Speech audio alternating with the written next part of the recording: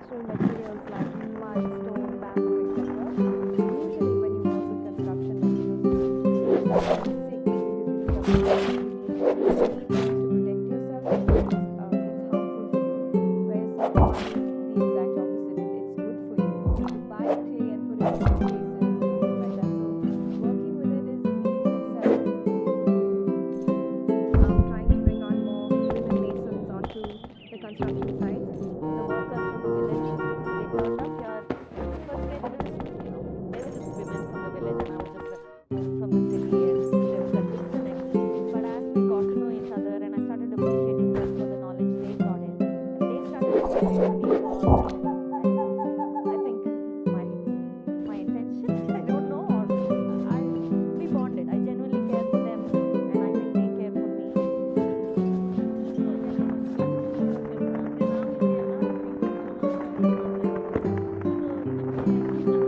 ಪರವಾಗಿಲ್ಲ, ಗಂಡಸ್ರು ಕಣ ಚೆನ್ನಾಗೇ ಮಾಡ್ತಾ ಇದ್ದೀರಲ್ಲ ಮೇಡಮ್. ಮೇಡಮ್ ಇನ್ನು ಕೆಲಸ ಮಾಡ್ತಾ ಇರ್ಬೇಕಾ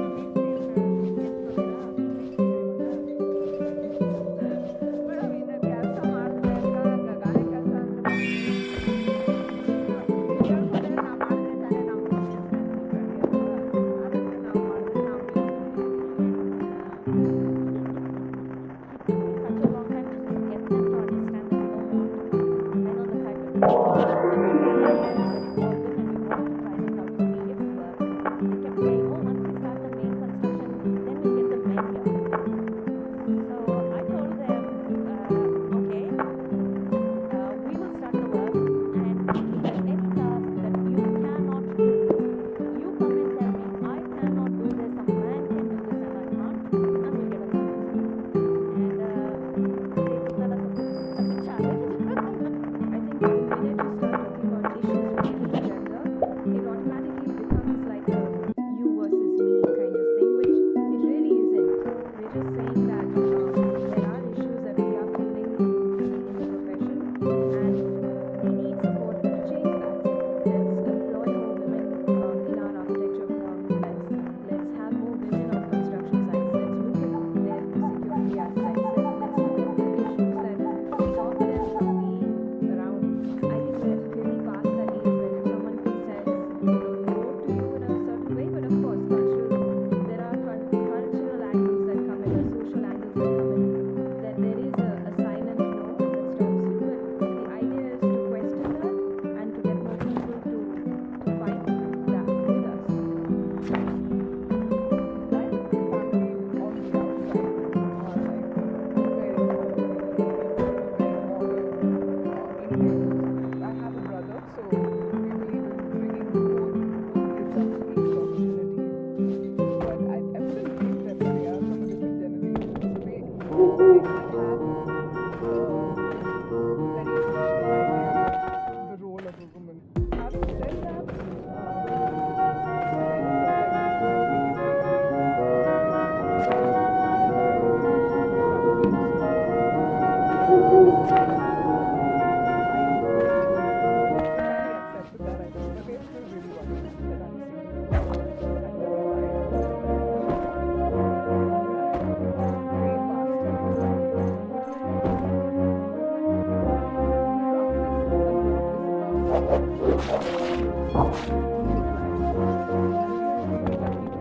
someone like Thomas. I had the same kind of thing with my It's always really lovely to come back here and feel the vibe and the energy. It's almost as a philosophy, right? Materials that are kind, space kind of reflects that. From a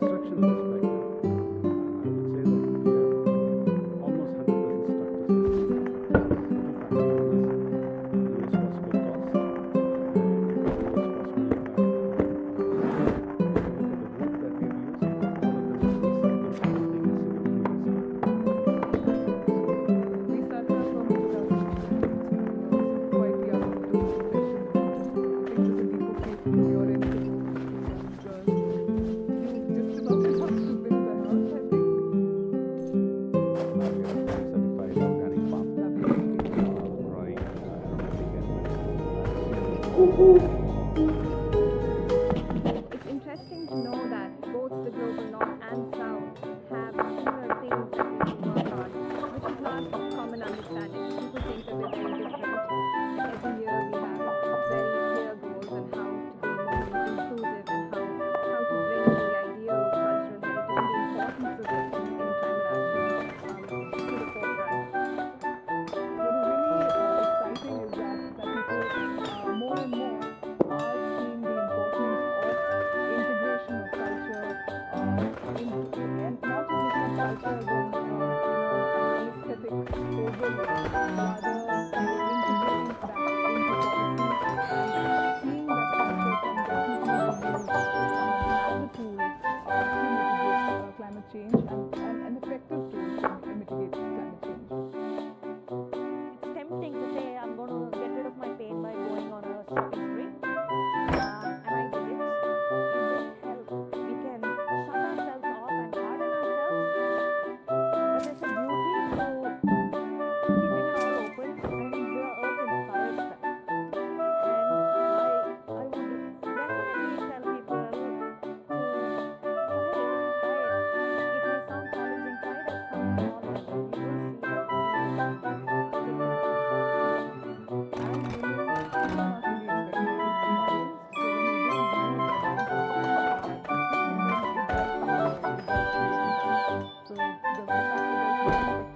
it's is great, and you can do what you want. To all the women who are watching, no matter where you are, and no matter what your profession is, no matter if you're at home, I think in the whole view of climate action and being more responsible, I think the idea is just each of us to do our own little part, keep going, and I'd love to see more women here next time, and more women architects and more women everywhere. The future is female.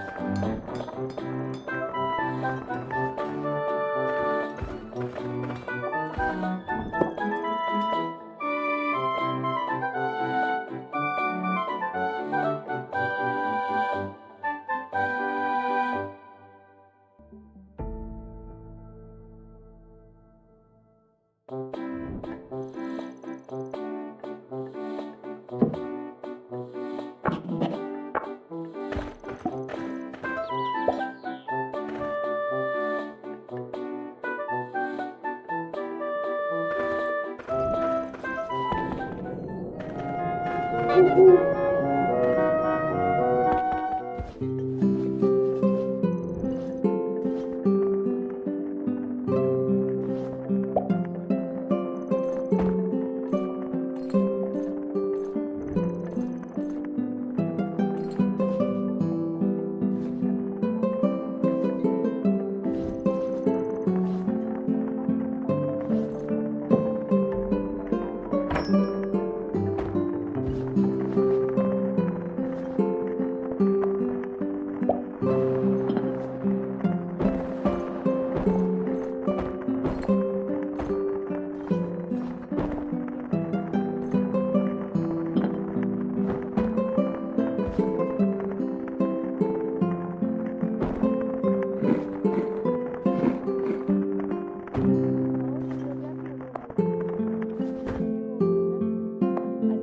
board one of the buses, a Serb soldier approached the lad, put a gun to his head, and took him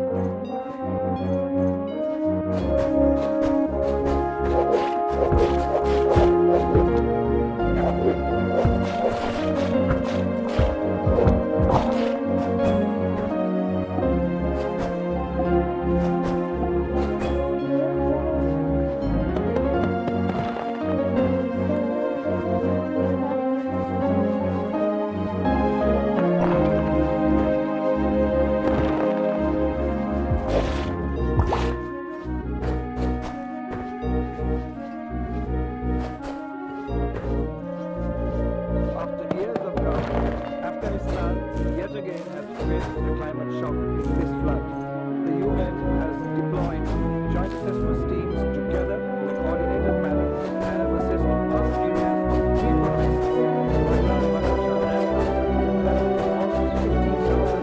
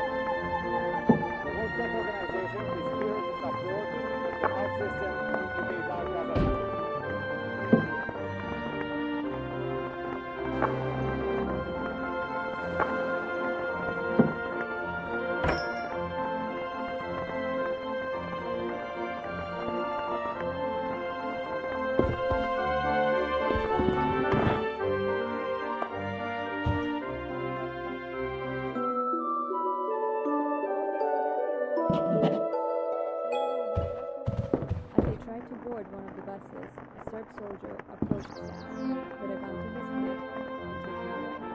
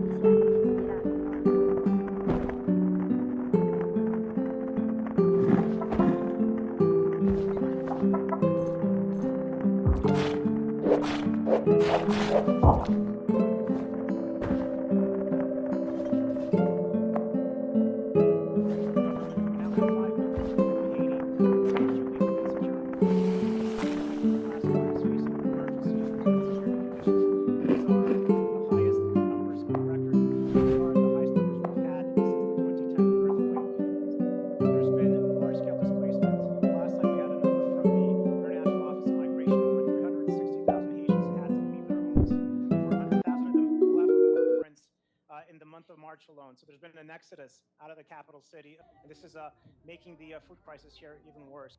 We know that food prices in Port-au-Prince have increased by 27% since January. The country's been blocked.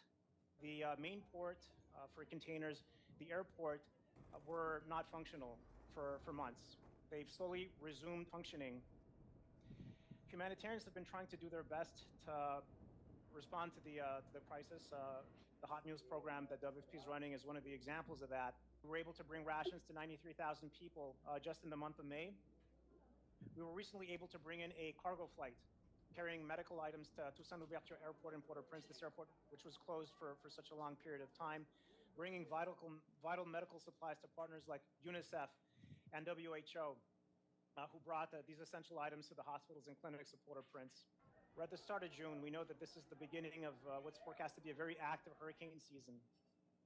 This is when humanitarians need to be ready to act, need to be ready to support Haiti at a time of increased risk.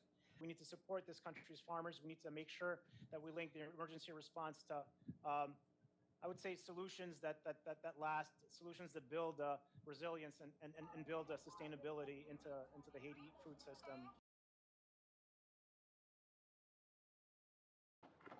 Ukraine did not see previously these amounts of destruction and these amounts of debris, and therefore it is currently needed to build from the scratch the system of the recycling of debris.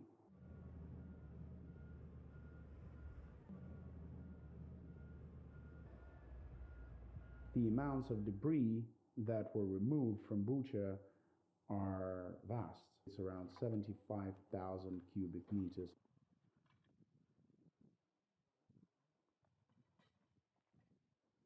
We start from the damage assessment. We don't start moving anywhere without the NTS, meaning the non-technical survey, because of the unexploded ordnance that is often met during this kind of activities. Our aim is to clear all 75,000 cubic meters of debris until the end of the year, so we can return the land to its original use, either for the agriculture or for the industry.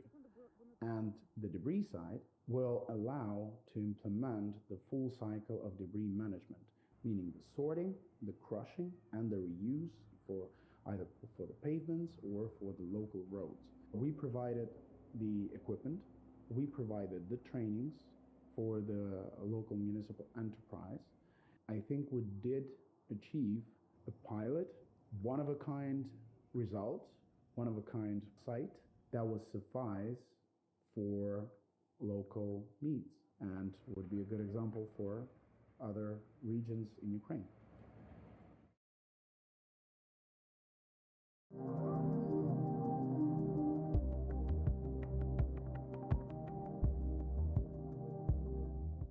AI for Good Global Summit is a leading, action-oriented UN platform gathering experts from all over the world to accelerate progress towards the Sustainable Development Goals. Here, stakeholders from the public and the private sector demonstrate their innovative solutions aligned with sustainability objectives. Like this AI-powered exoskeleton developed by French startup Wondercraft. So we started the company 12 years ago to build an exoskeleton to help people with paralysis to walk again. My grandmother had the disease and she had 10 children, and 7 of the 10 children had the disease, including my father. We gave it to my brother and my sister. So 2/3 of my families are using wheelchair. So I wanted to build them a new tool for mobility. And we've seen a lot of advances in robotics and AI. And I told myself that the best use of this technology is to help people walk again. For Paralympic tennis player Charlotte, the technology is a game changer. I've been in a wheelchair for just over 16 years and I don't regularly stand up. The health benefits it gives me, so blood flow, bone density, just being able to stand up and feel kind of better in my body. There is hope for us to be somehow walking again. Maybe it's not with an implant in the brain or on the spinal cord. And yes, it is with AI, it is with technology, so assisted walking. The powerful combination of AI and robotics can significantly enhance the quality of life for people with a disability. Me and my co-founder, we both started Bionics in 2016. And we just received a random email when we were in the university and doing robotics, a boy who was born without an arm. And we thought, since we are robotics engineers, let's give it a try. And when we first met that boy and we asked him that what kind of prosthetic arm do you want? And he said, I need an Iron Man hand. And when he first moved his arm, that was like his emotions and everything was amazing, because now that he was feeling like a superhero rather than feeling like that he has lost something or he's missing something. I was so happy to feel that sensation again, just being stand up. I had quite a few kind of pins and needles, meaning that it was activating something in my body in a really positive way. And yeah, it just felt great.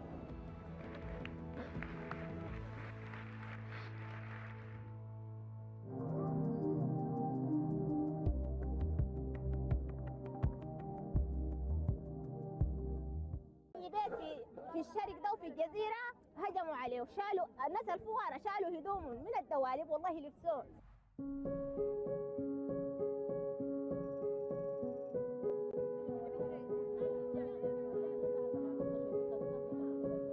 Over the past year, we have seen 3 waves of displacement of IDPs who have moved from Algeria and Sennar State, increasing the number of people, I think, 3-fold in Eastern Sudan alone. الأمة اللي انتم شايفينها قدامكم دي كلها جاية على الأقدام الناس الماشيين 3 يوم والماشيين أسبوع واللي توفوا في الشارع من كثرة المعاناة والتعب والعطش. أنا محمول على أكتاف أولادي 40 ساعة وبهذه العجلة. Thousands of people that have been displaced from Al Jazeera have come into Gedaref have come into Kassala, and they are quite in some deplorable and vulnerable states.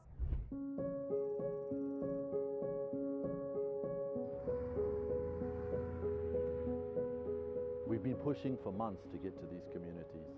We've got convoys coming from Port Sudan, going to Kadugli, to Dilling, also other convoys trying to reach North Darfur. These convoys have to reach their final destination. We have to get to these populations. We're asking everybody involved along those roads to give us free passage so that we can assist these populations.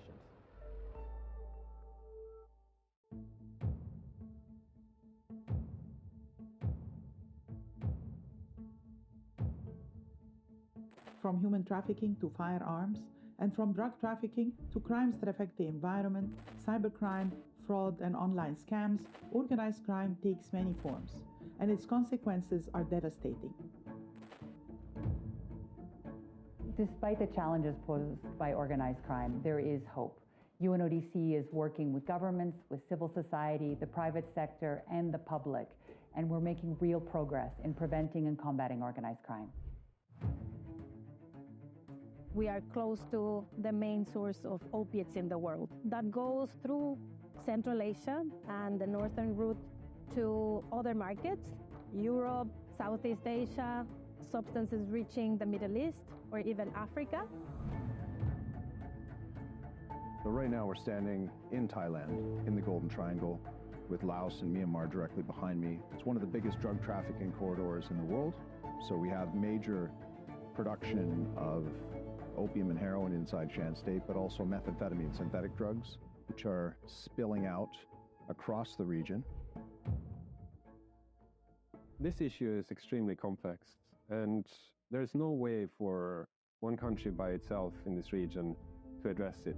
And that's where UNODC comes in, to work with the countries to bring them around the table, involve all the countries that need to be part of a solution, and get them to agree on priorities, and then work together to implement work plans around these priorities.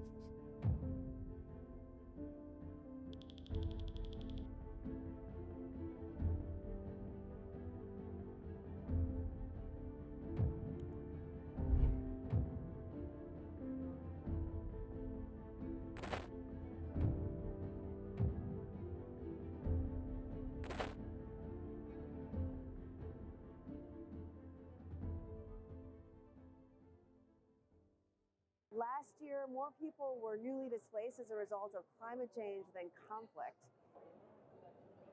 Climate migration is the effect of climate change in effectively pushing people out of their homes. Unfortunately, it's impacting some of the most vulnerable states the most. Last year, more than 26.4 million people were displaced as a result of climate impact. So we believe it's time for the world to take notice and to make investments in communities so that they can be more resilient to what's happening.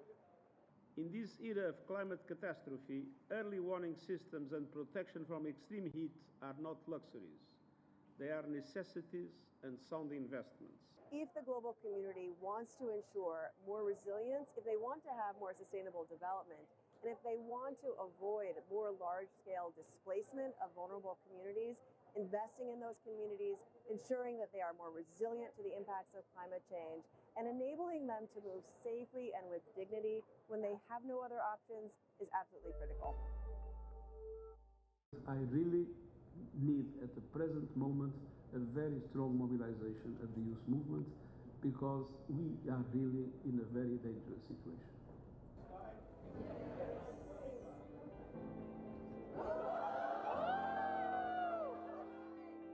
Meeting the Secretary General today is such an incredible honor. Having the Secretary General acknowledge our shared but unique and localized struggles, it meant a lot to me.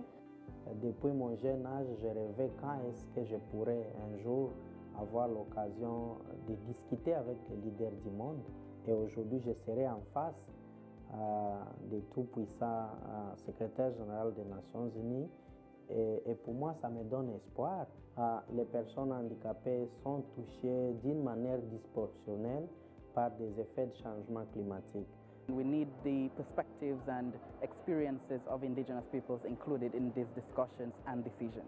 I would like for climate security and peace to address conflict zones. I would like this to be integrated into the UNFCCC agenda, but this would not be possible without the support of everyone, the world, the multilateral system, and the global north. We have all the tools to keep to 1.5 degrees. The only thing that is missing is political will and the capacity to confront the interests that put our planet into question just to serve a very small amount of people that are the richest. Ça me permet de me donner encore de la force et du courage de continuer à faire le travail que je fais. I count on you, but you can count on me. I'm entirely at your side. When I think of the values of journalism, I think of trust, truth, and integrity. I think of the countless fearless individuals daring to question, daring to challenge power, risking their lives to document atrocities, corruption, and crime, and to stand up against oppression. 2023 marked one more devastating year for journalism. 71 journalists and media workers were killed. It was a year characterized again by impunity. Only 13% of the murder cases have been investigated, and 320 journalists and media workers were imprisoned, the highest number ever. When we lose a journalist, we lose our eyes and ears to the outside world. We lose a voice for the voiceless. We lose, in fact, a human rights defender. World Press Freedom Day was established to celebrate the value of truth and to protect the people who work courageously to uncover it. We are marking it this year in an era of acute global turmoil and the profound fragmentation and polarization of humanity. Conflict is boiling over in many places, from Myanmar to Sudan, Ukraine, Gaza, and several other parts of the world, causing intolerable human suffering. Disinformation is infecting our media and digital landscapes, fueling hate and division. And as climate change batters our fragile planet, the lives and livelihoods of future generations are under the gravest threat this world has ever known. This year, World Press Freedom Day centers on journalism in the face of the environmental crisis. I honor the journalists around the world who are working to hold polluters accountable for the damage and the devastation. They are driving open debate and critical thinking, and by separating facts from lies and propaganda, they are pushing for evidence-based policy decisions on the climate crisis that the world so urgently needs. Their work is fundamental to trigger change, yet it can also be dangerous, particularly if they are perceived to hamper the economic interests of the powerful actors engaged in harmful or illegal environmental activities. Environmental journalists need stronger commitments from their governments and their employers to protect them. Better and safer working conditions, an expanded media space for coverage on environmental issues, and the right to work free from attacks, hate campaigns, and physical and legal harassment. The dramatic consequences of inertia and inaction on the climate crisis are unfolding as we speak. This doesn't have to be the case. We need independent, ethical, and quality journalism, perhaps now more than ever. On the climate crisis, on all crises, journalists serve as the ultimate allies in human rights, because in their pursuit of facts, evidence, and accountability, we have one of our best hopes to build societies based on truth and trust. Evidence is showing that the risk of famine is here.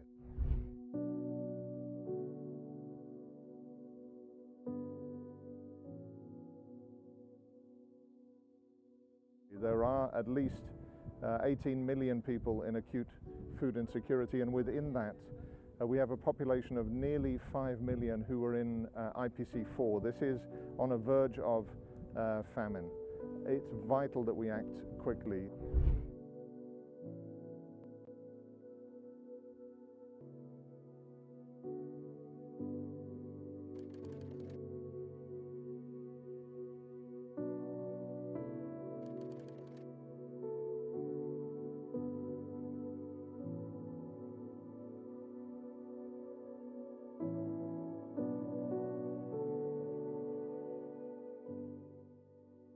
if we look particularly at the situation over this last year, conflict is clearly the main driver when it comes to the current hunger crisis and food insecurity. 2023 numbers showed a 46% reduction nationally in terms of the production of key crops, so wheat and sorghum, millet, also rice and maize. That deficit, that gap that exists, is not going to be possible to be made up with just in-kind food assistance. It's indispensable that we support vulnerable farmers, farming communities to either restart their production themselves or further bolster what's underway. A key component is around crops for the two main seasons, so cereals for this upcoming season and then key vegetables for the second season, but also attention to livestock. So many of those who are in acute food insecurity that also rely on livestock, and so being able to support those animals with emergency fodder, with key vaccinations, all of which help to ensure that households that are food insecure continue, for example, to have access to milk production from their goats. The funding issue is a real challenge. I know we often talk about it, but we have less funding this year than we did last year, and the food insecurity situation is worse this year than last year. We need a multi-sectoral response to have effective famine prevention in place.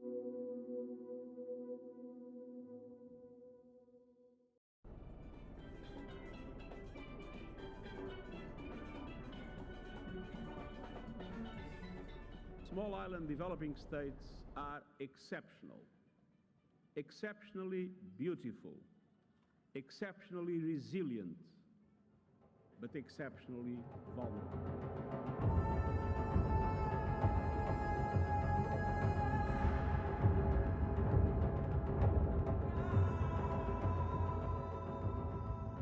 No other island has faced what we have faced, Category 5++ hurricane.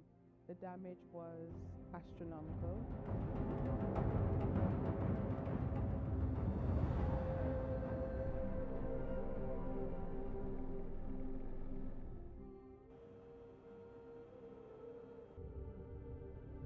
Coming to Barbuda is an expression of the day after commitments are made in a conference, it should have a reality to it.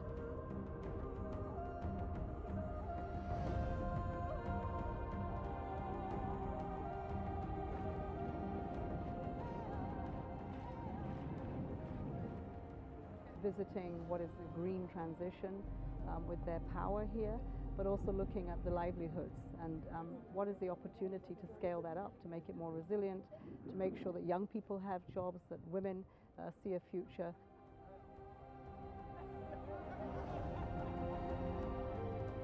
We're able to build back and to build back better and strong.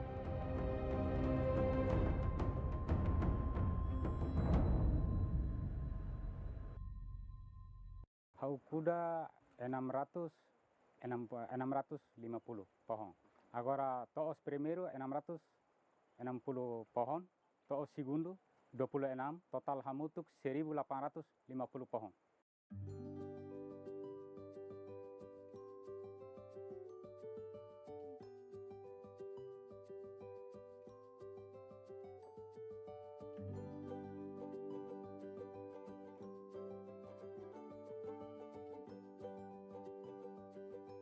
Fora espaço vai tenia estado, o espaço vai ter estado, hori bere tu mai hene, hori hare kata ia fatin dane komunidade preocupado ne. Também dane maka ho yundi pindia programa ne maka irrigação, além da irrigação, mas be fo atenção para estado, hori estado mai hakar investe programa liu maka nessa irrigação ne be continuação.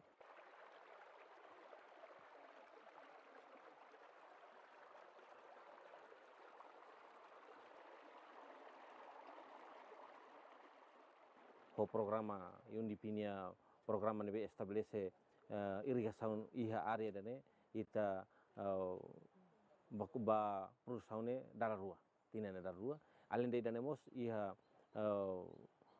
kuda iwan sir nebe maka daun iha uluk ne tare katak animal sira husikar birode e mai be ho implementação cura ai wan sirne e implementação projeto dane itene comunidade sira e consciência atobele cuidar sirni animal sira label husikar biru tamba ai wan nebe maka iha destaka iha fatinane ai wan barak tebes ke itene comunidade sira kuda nebe super fo apoio husi raibia.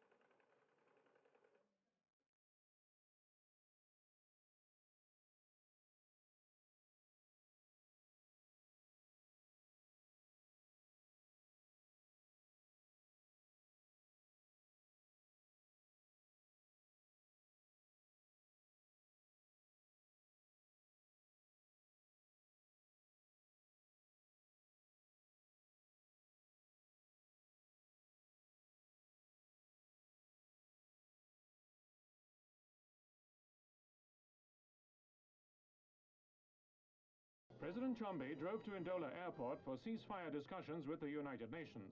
But fate intervened as the aircraft carrying Mr. Dag Hammarskjöld, Secretary General of the United Nations, crashed into the bush 7.5 miles north of Ndola.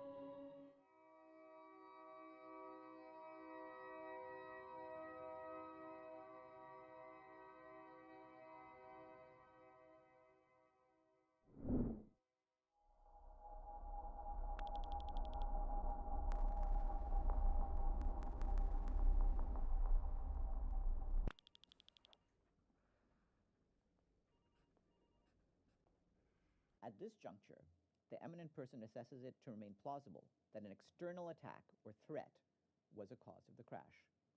The eminent person notes that the alternative hypotheses that appear to remain available are that the crash resulted from sabotage or unintentional human error. The Secretary General notes that the eminent person considers that it is almost certain that specific, crucial, and to date undisclosed information exists in the archives of member states. The Secretary General further notes the eminent person's assessment that he has not received, to date, the specific responses to his specific queries from certain member states. With significant progress having been made, the Secretary General calls on all of us to renew our resolve and commitment to pursue the full truth of what happened on that fateful night in 1961.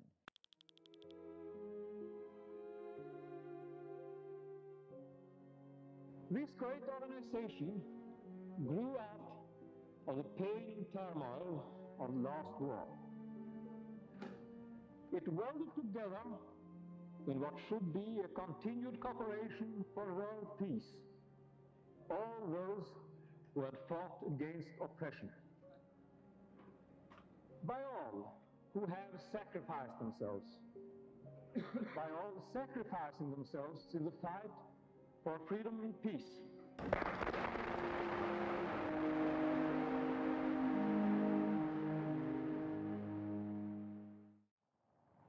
The first time a UN vehicle with blue helmets arrive in the scene in a country which requires UN peacekeeping, the expectations reach sky high.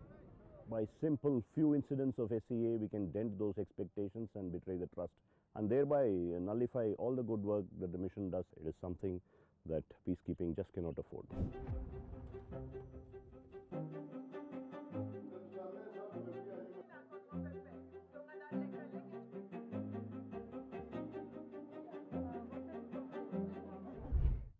Les actes d'abus et d'exploitation sexuelle sont intolérables, inacceptables, inattendus, en particulier lorsque le personnel qui est déployé ici est venu pour contribuer à la stabilisation de ce pays. On a un mandat de protection des civils.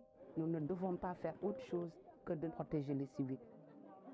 It is up to all of us to eradicate sexual exploitation and abuse from our work, support victims, and all perpetrators and their enablers to account.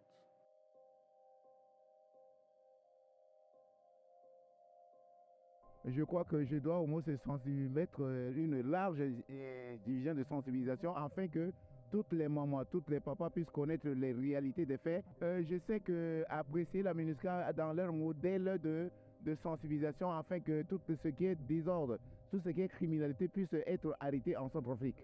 It is very important that they know that whenever there's a report of any sexual exploitation or misconduct, the UN takes it seriously and there is punishment. We partner with the community, they are there, they are part of the fight, so they know what it is, they know how to report, and we work with them when it comes to sensitization.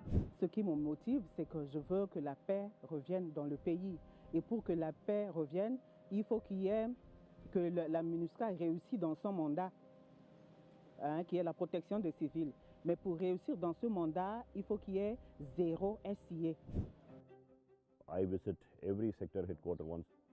One of the key areas of what we check during these visits is our vulnerability to SCA in terms of attitudes, in terms of infrastructure, in terms of procedures, and in terms of reporting.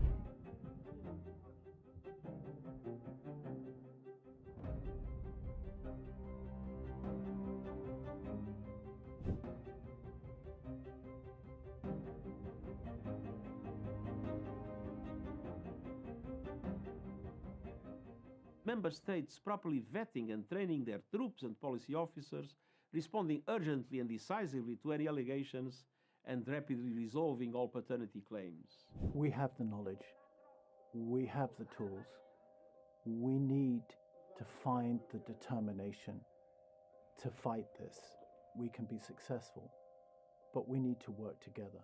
We need to work together with the rest of the UN family, with our implementing partners, whether that's governments, whether that's national NGOs, international NGOs, troop contributing countries, police contributing countries, the local communities. Together, let's stand united under our blue flag, redress wrongs, and stamp out sexual exploitation and abuse for good.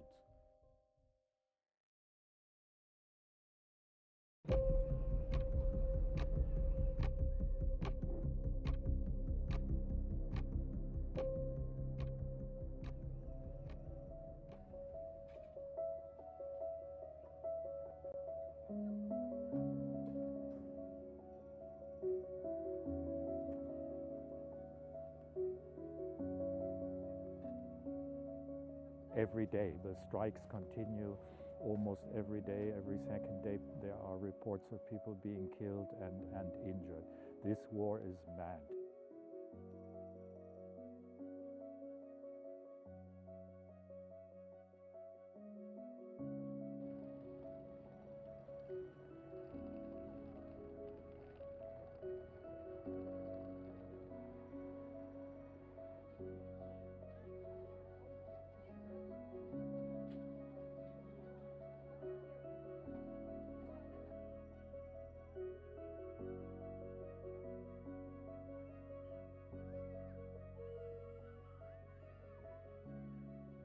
As we urge the international community to continue to stand with this country in solidarity, to provide the support, to continue the humanitarian work, to also continue some of the early recovery work, the message equally loudly has to be, let this war stop. Why not see human rights and human rights defenders particularly as allies that underpin the Sustainable Development Goals?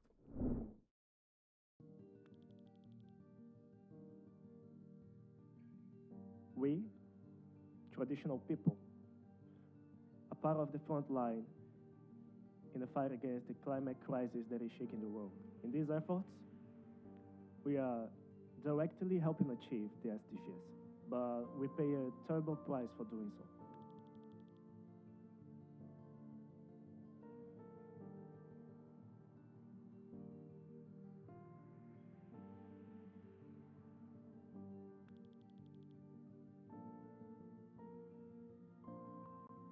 was there. There was nothing I could do but hear the shots and smell the burning gunpowder in the air. The solution to most of the problems we face lies in justice in all its forms. But we cannot do it alone. We need strong allies. That's why we are calling on the United Nations.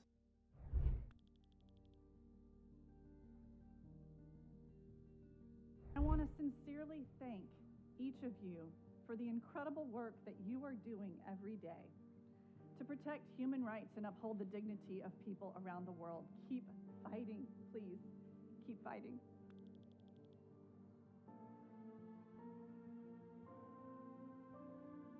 When you take away our right to have access to information, our right to clean drinking water, when we've been contaminated without our consent, these are huge violations we felt were occurring, and that is why we decided to take the fight to the UN level. And we need to always remember that when we stand together united, that we can win. Human rights defenders are our lifeblood because they work with the people on the edges of society. If no one is to be left behind, as the Sustainable Development Goals say, we need to reach those people and we need to protect those who are reaching them. بدناش أكل بدناش شرب ولا بدنا هاي أكل وشرب بدنا يكون العدوان عنا نعيش بسلام هذا حرام على مسويهم. We have finally managed to reach Gaza City after 5 attempts. We are here to assess the needs of the population newly displaced after the beginning of military operations in northern Gaza, especially in Jabalia camp.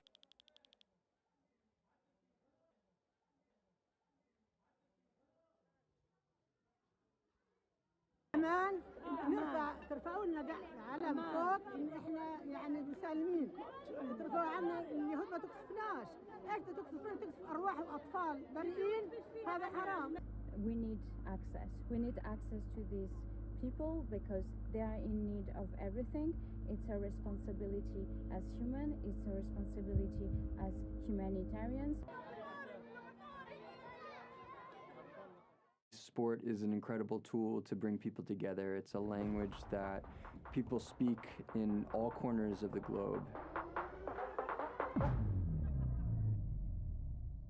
The Sports Creative believes that every child should have access to play and sports in their community. Love Football is dedicated to a safe place to play for every child. Engaging communities and mobilizing them around sustainable sports spaces and thinking about spaces as more than a place to play, but as a tool to address unique social challenges that face any given community. We run a program led by young female coaches, and we call it the safe space. It's an area where no guns are allowed. That's particularly important because in this area, the rule of the area is by drug traffickers, and there are constant battles with drug traffickers, with the militia and with the police. But this football field is on the shoulder of the favela, an area where bullets cannot reach. And we ask all sides not to come to the field, never to bring guns to the field. It is the safe space for the children. And so something as simple as that, creating a space where no guns are allowed, just allows the children to be children, where they can play. Everybody can contribute to peace and development through sport. First and foremost, we have to look at our communities. Do children have access to sport? If not, why not? Is it a lack of affordability in order to play? There are many barriers to children playing sport, and we're here to ensure that every child has access, and all of us have a role to play in ensuring that all children have access. Sport is an incredible tool for us to communicate and connect with one another, and I think in the most simple of terms, when we play together, we can live together.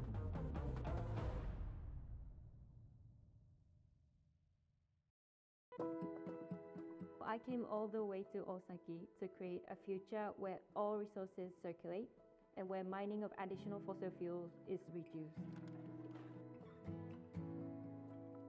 Osaki town has achieved a recycling rate of more than 80%, which is the highest through Japan.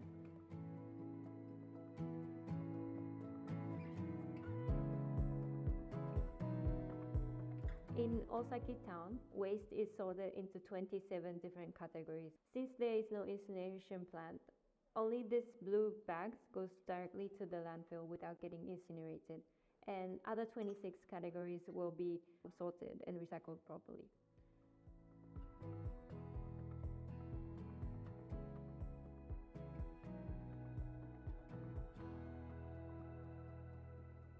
Ồね、長いことやってたら、もう自分たちはもうそのままで、もうそれこそ当たり前と思ってしてるから、別にあれありませんね。Of course, there are some waste that cannot be recycled properly without incineration. However, I think waste management should not be designed with an incineration plant included from the beginning. 私たちの町自体はそのゴミを燃やすとかそういった焼却炉というのをもともと持たない町であります。そしてまたこれからも焼却炉を作るとか持つとかそういったことを全く考えていない町でありますので、もうずっとそのゴミの分別を続けていく、そんな感じの町なんです。Collected recyclable waste comes to this place called the ViiL4 Recycling Center. Citizens will sort into 27 categories at their homes, but this center will further separate it into more than 40 categories.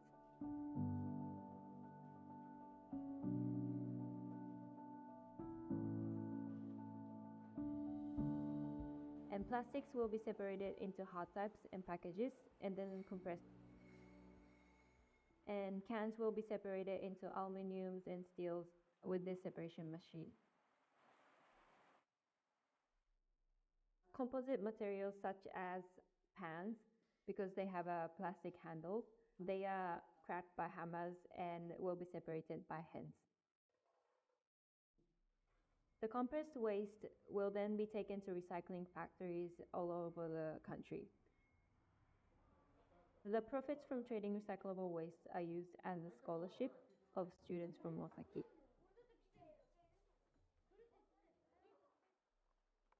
Food waste are collected 3 times a week with this blue bucket. When the food waste are brought here, they get crushed into smaller pieces. Prune plants will also be brought in here and they will be crushed together. And they are mixed together with the food waste. The prune plants also contains many native microorganisms. As they get active by decomposing the food waste, the waste turns into a rich compost. The steam is rising from the pile because the microorganisms are very active. The pile will be left to rest for another couple of months until the decomposing process of microorganisms ends completely. The whole process will take about 5 to 6 months. Almost all the compost is used at farms in Osaki.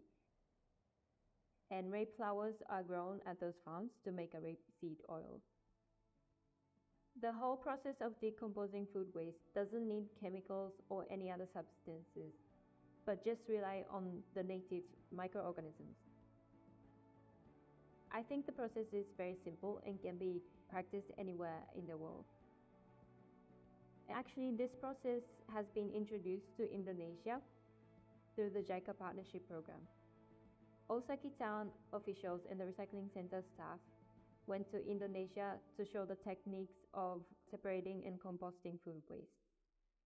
This may become a solution to waste management issues that a lot of developing nations faces right now. Even if we try to recycle everything, there are still many packages that cannot be sorted well. So currently I'm working with companies to create recyclable products. What would you think if somebody told you that your hometown will disappear in decades due to climate change? I grew up in a small island, Tuvalu, in the South Pacific. There I experienced a life very close to nature and community. I went back to Tuvalu when I was in high school and realized that the country is suffering from the rising sea levels and extreme drought due to climate change. And I cannot express such a feeling when I knew that my hometown and my old playground will disappear in near future. One day, your hometown and even this Osaki town may become a habitable place.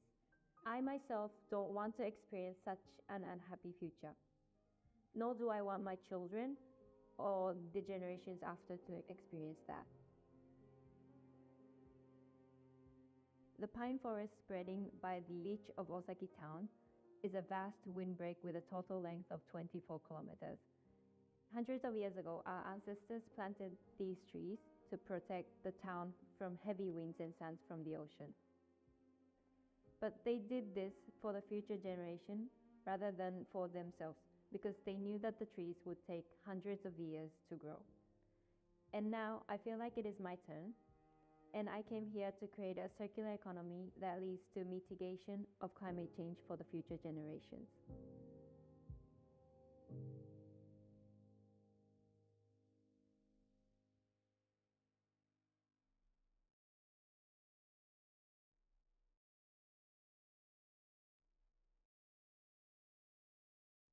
Мені подобається дітками гратися, поділки роблю, подобається. Математику ти любиш? Математику я дуже люблю.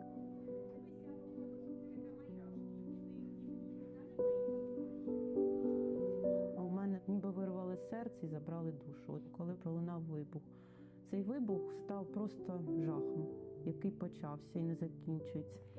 Але ми з сином не втрачали почуття гумору. Ми в підвалі навіть грали в ігри. Ми шукали дрова, бо оскільки в нас і газ відключили, світла не було. Це все такі умови, в яких ми виживали, але ми ніколи не здавалися. I think it's really important for people over there to be kind to yourself. So it's just important to sometimes acknowledge what she's doing. It's because to her it's normal. It's not normal, it's extraordinary, you know?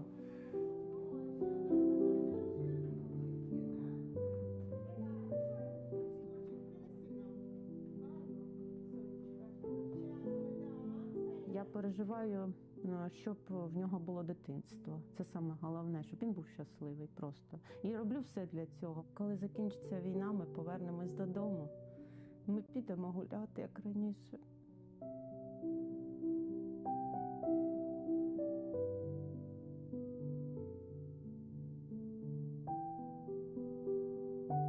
І ніби все погане вже забулось. Та вітер невгамовний, дерево гойдає. Війна про себе ще не раз нам нагадає. Ми в війні живемо постійно, а зараз трошки легше стало. Мій рецепт – це працювати, допомагати, не забувати про своїх рідних. І для мене головне натхнення в житті – це мій синочок.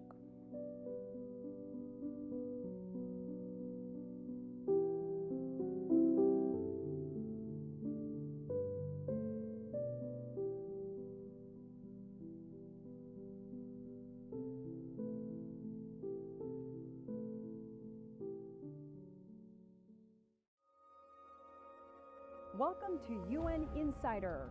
I'm Elaine Reyes at the United Nations headquarters in New York. Development is about addressing poverty because this is one of the greatest drivers right now of progress and recovery. Climate change is already a reality in today's world. It affects the entire planet. Diplomats are working to find solutions for some of the biggest global challenges, from armed conflicts to the climate crisis and efforts to eliminate poverty and ensure equality. We can't allow anybody to fall behind in education. This is the future of our societies, so we need to understand how to invest better. We need to strengthen and renew global peace and security frameworks to deal with the complexities of today's multipolar world. The UN is calling for increased international cooperation to stimulate growth and accelerate progress toward the Sustainable Development Goals. How important are the different perspectives when it comes to trying to solve major conflicts? It's extremely important because conflicts are not unidimensional. Thanks for being a UN Insider. Bem-vindos a este debate especial da ONU News sobre o aniversário de 50 anos da Revolução de 25 de Abril em Portugal, conhecida como Revolução dos Cravos. Olá a todos, obrigada por se juntar a nós para discutir o impacto desse evento histórico nos acontecimentos políticos em Portugal e no mundo. Nesta conversa, vamos explorar como as Nações Unidas estiveram no centro dos debates e da diplomacia, enquanto muitas colônias portuguesas lutavam pela liberdade e a nação europeia passava do autoritarismo para a democracia. E para nos aprofundarmos nesse fascinante capítulo, teremos a companhia de estimados convidados no estúdio: o secretário-geral das Nações Unidas, António Guterres, e 6 representantes permanentes que atuam como embaixadores na ONU.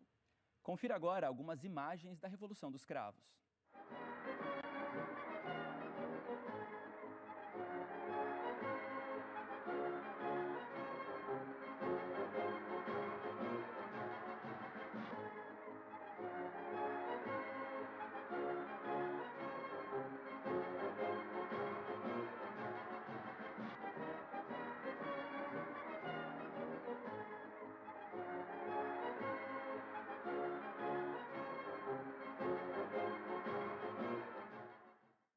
Olá, eu sou Felipe Coalho e temos o prazer de ter aqui conosco o secretário-geral das Nações Unidas, Antônio Guterres, e mais 6 convidados. São os representantes permanentes aqui na ONU de Angola, Brasil, Cabo Verde, Moçambique, Portugal e Timor-Leste.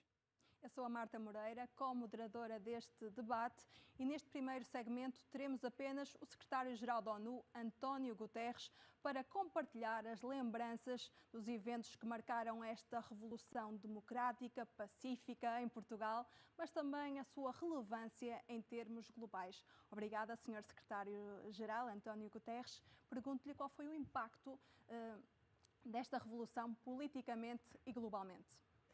Em primeiro lugar, creio que é necessário fazer justiça e estou muito satisfeito por estar aqui com os representantes dos países de língua portuguesa e, em particular, dos países africanos de língua portuguesa.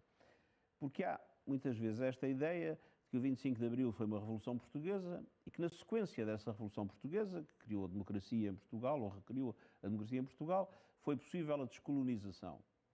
Ora, a verdade é que não teria havido 25 de Abril sem o que foi a luta dos movimentos de libertação africanos. E creio que essa justiça deve ser feita.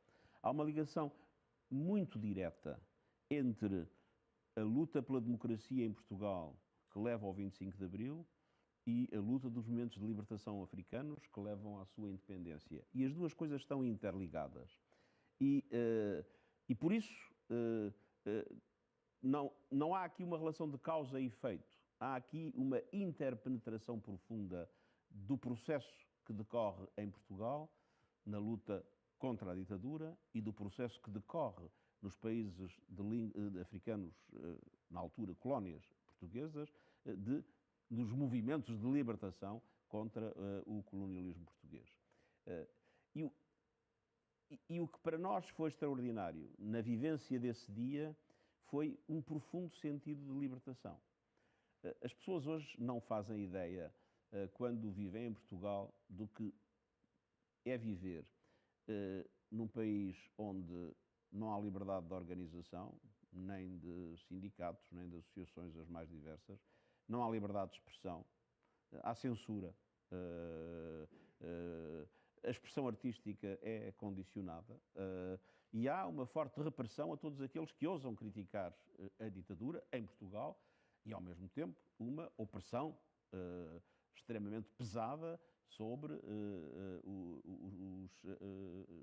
os países, na altura, as colónias portuguesas, onde, aliás, o nível de repressão era muitíssimo mais violento do que em Portugal, propriamente dito. Ora, hoje nós consideramos que é normal viver em democracia, que é normal dizer o que pensamos, que é normal organizarmos-nos como entendemos para defender os nossos interesses e não damos valor ao que foi o extraordinário combate dos movimentos de libertação africanos e a extraordinária coragem daqueles que, em Portugal, primeiro os militares e depois o povo, que se juntou maciçamente nas ruas, nos libertaram da ditadura e nos libertaram da opressão colonial. É um sentido de como disse, profunda libertação, ao qual hoje já não somos capazes de dar o devido valor, porque as novas gerações não tiveram essa experiência do que é viver num regime ditatorial e num regime opressivo de outros povos. Secretário-geral, naquele momento, o que fez com que o senhor e todos aqueles que se levantaram contra a autocracia em Portugal acreditassem que estavam do lado certo da história? Vamos lá ver. Em primeiro lugar, uma ditadura é algo de inaceitável.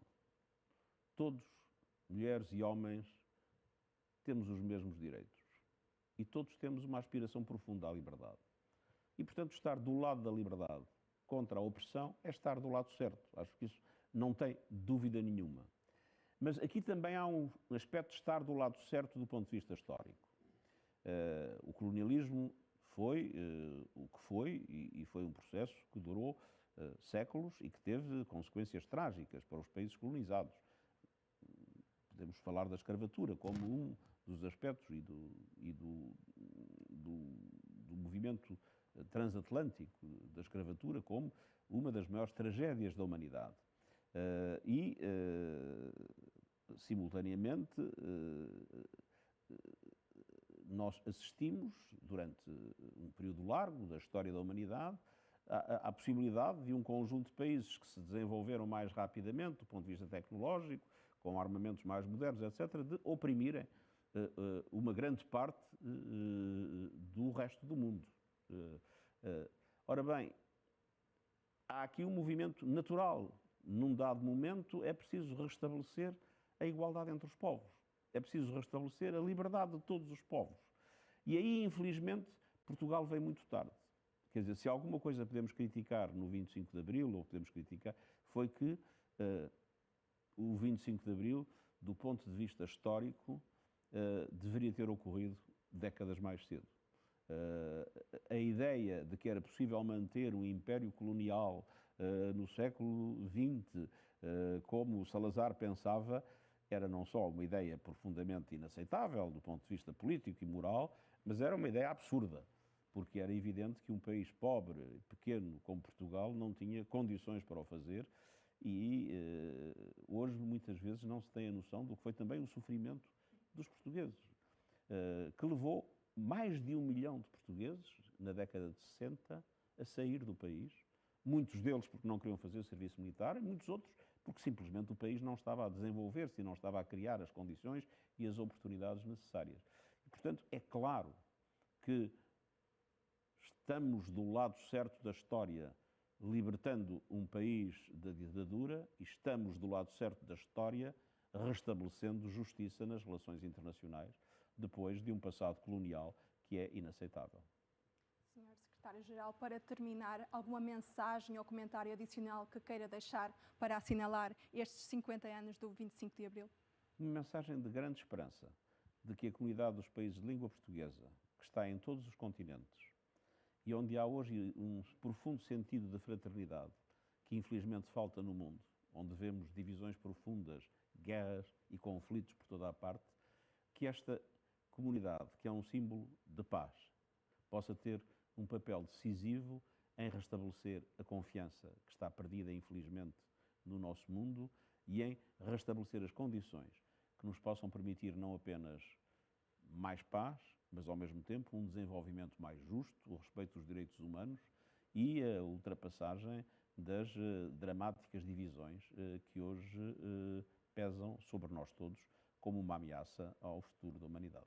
Obrigada pela sua participação nesta discussão e antes de prosseguirmos com os embaixadores, vamos assistir a algumas memórias de há 50 anos.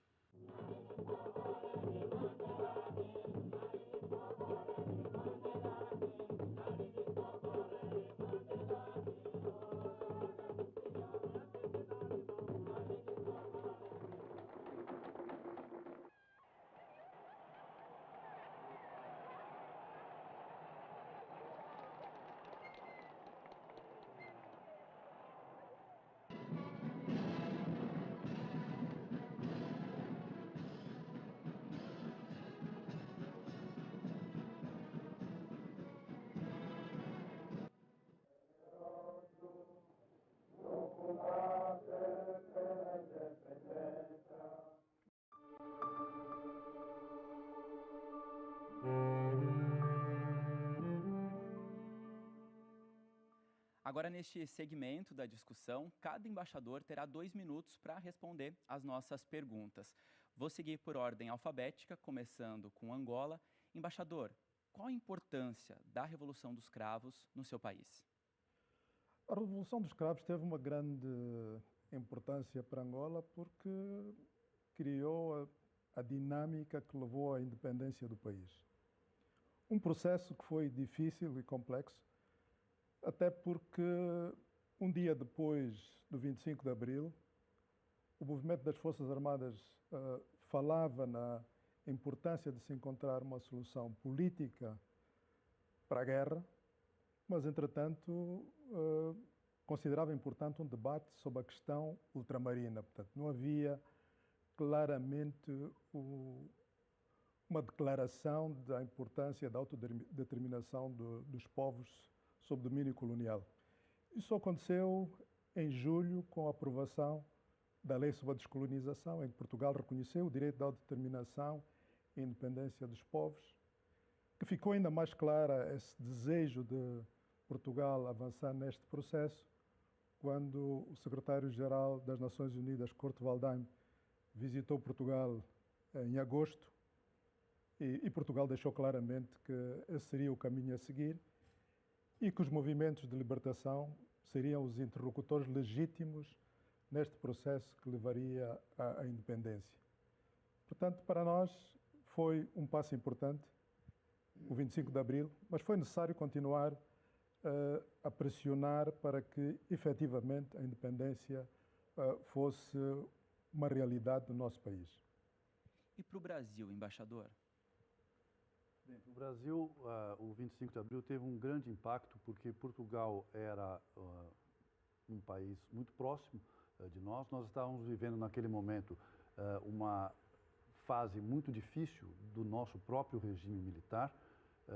Tinha terminado o governo Médici, que foi um governo especialmente duro, e começava assim uma ideia de uma abertura lenta e gradual. E certamente a Revolução dos Cravos teve o impacto de mostrar que havia um caminho, que havia uma esperança. Eu acho que isso foi muito bem captado pelo Chico Buarque naquela canção Todo Mar, né? E nós, acho que a partir dali, o Brasil, naturalmente seguindo também um processo interno, começaria a trilhar um caminho de redemocratização que demoraria ainda algum tempo. Ela se concretizou apenas em 1985, mas sem dúvida nenhuma o 25 de Abril teve esse impacto. E ele teve um outro impacto importante, que foi nos libertar do jugo do colonialismo português, porque nós tínhamos uma contradição muito forte na nossa política externa. Nós reconhecíamos a independência de todas as ex-colônias francesas, britânicas, holandesas, mas nos mantínhamos presos ao colonialismo português e o 25 de Abril e as suas imediatas consequências nos libertaram prontamente desse jugo, e nós fomos o primeiro país a reconhecer Angola e depois fomos dos primeiros a reconhecer cada uma das ex-colônias portuguesas. Eu acho que esse é o principal impacto naquele momento. Vou pedir para a embaixadora falar agora sobre Cabo Verde, né? Como é que foi? Qual é a importância? Em Cabo Verde também é uma data de inestimável valor.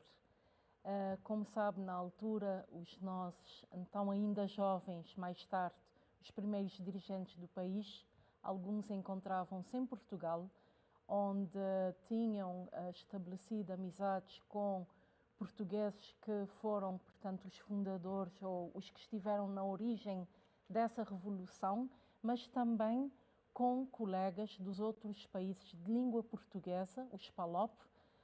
Outros encontravam-se na Guiné-Bissau, onde decorria na altura ainda, e infelizmente, essa luta pela libertação dos dois povos. E então é uma data que está na base daquilo que depois viria a ser um dos valores fundamentais da nossa Constituição, da nossa sociedade, a liberdade e a democracia. Senhora Embaixadora, agora Moçambique, qual foi o impacto que esta Revolução dos Cravos teve no seu país? Teve um grande impacto, mas para contextualização, creio que as palavras do Sr. Secretário-Geral das Nações Unidas foram extremamente úteis, porque ilustram a convergência da luta pela libertação dos nossos povos nas 5 colônias e a luta do povo português pela liberdade.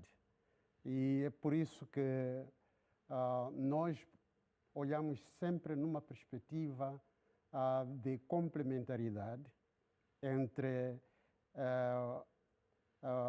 Portugal e Moçambique, neste caso. Devemos ter em conta que se tratou de uma luta comum dos nossos 2 povos, dos nossos 5, 6 povos, no sentido de que, se por exemplo olharmos para a dinâmica da Revolução dos Cravos, o maior mentor ideólogo do golpe de Estado em Portugal, o senhor Otelo Saraiva de Carvalho, foi uma pessoa que nasceu em Moçambique e, claro, veio a crescer em Portugal. O cantor da famosa canção Grândola Vila Morena, Zeca Afonso, foi uma pessoa que esteve em Moçambique durante longos anos, ensinou numa escola secundária.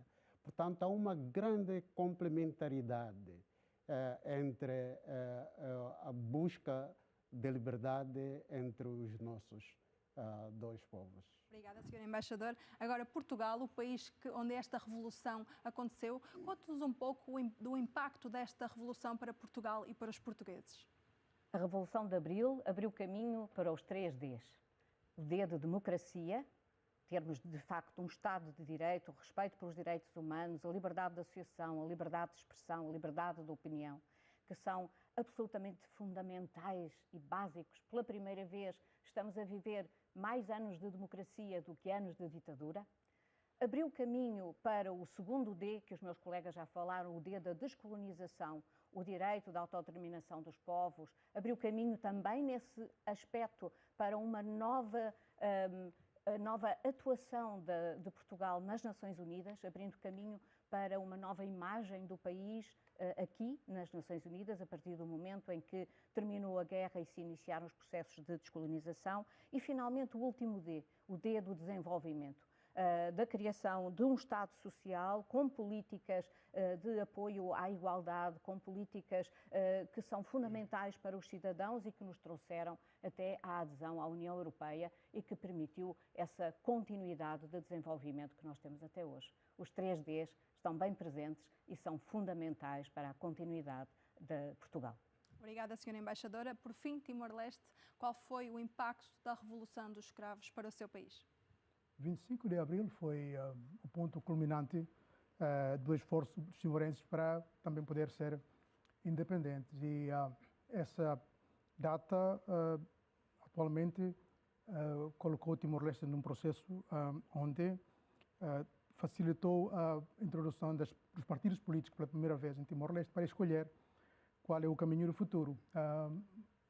Mas, por outro lado, depois da retirada da administração portuguesa na altura, o nosso país vizinho depois entrou e então a situação mudou drasticamente e tínhamos que lutar para depois poder resistir, para depois poder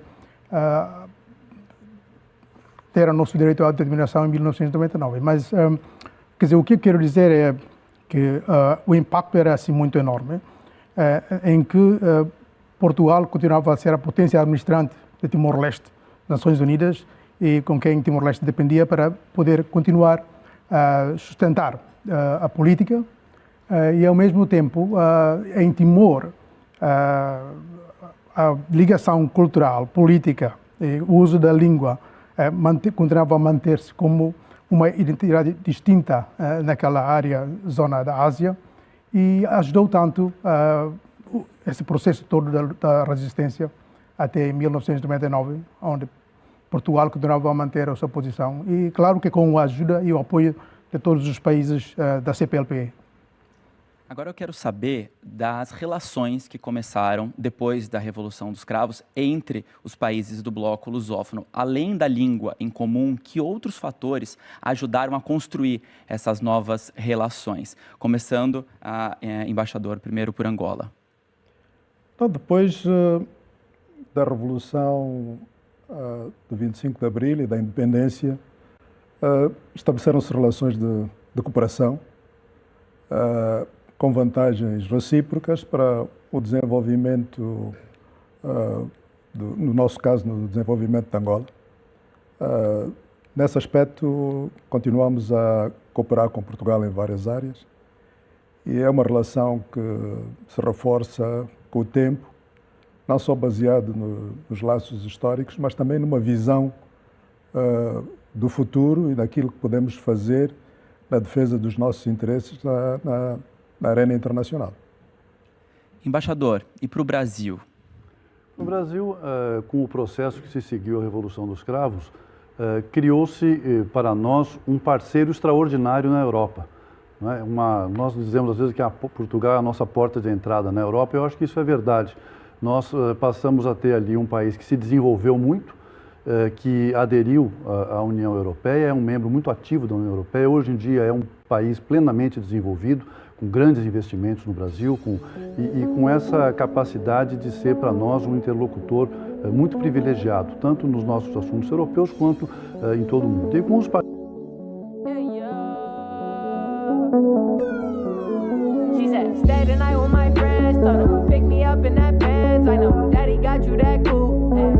trying to get loose, so be here at 10, I be ready in 5. Baby girl, I get you right. Wanna do the things you don't do with him. Quit talking about it, let's do it then.